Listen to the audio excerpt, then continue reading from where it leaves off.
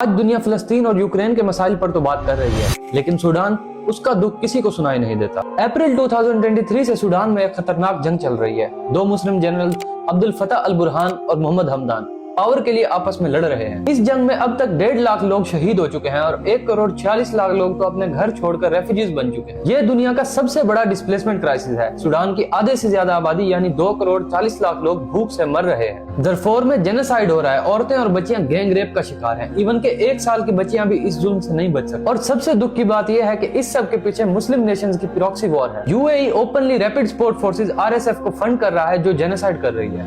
کیونکہ UAE کو Sudan کا سونا، زمین اور ریسورسز چاہیے۔ سوڈان کی گولڈ ٹریڈ کا 90% UAE سے ہو کر گزرتی ہے، اسی لیے UAE نے RSF کو ویپنز، ڈرونز اور بلینز آف ڈالرز دیے ہیں۔ اور دوسری طرف سعودی عربیہ اور ایجپٹ نے سوڈانیز آرمی کو سپورٹ کیا ہے اپنا انفلوئنس بڑھانے کے لیے۔ ایران، رشیا، چائنا سب نے یہاں ویپنز بھیجے ہیں۔ یہ مسلم امت کی حقیقت ہے۔ آج گولڈ اور پاور کے لیے عرب نیشنز نے سوڈان کے مسلمانوں کو مارنے کے لیے ہتھیار دے دیے۔ امریکہ نے بھی RSF کو جینوسائیڈ کا ذمہ دار قرار دیا ہے، لیکن UAE کو کچھ نہیں کہا۔ کیونکہ UAE امریکہ کے ساتھ $1.4 ٹریلین انویسٹ کر رہا ہے۔ سوڈان کا بچہ بھوکا مر رہا ہے جبکہ مسلم کنٹریز ایک دوسرے سے جنگ لڑ رہے ہیں۔ یہ ہے آج کی امت کی صورتحال۔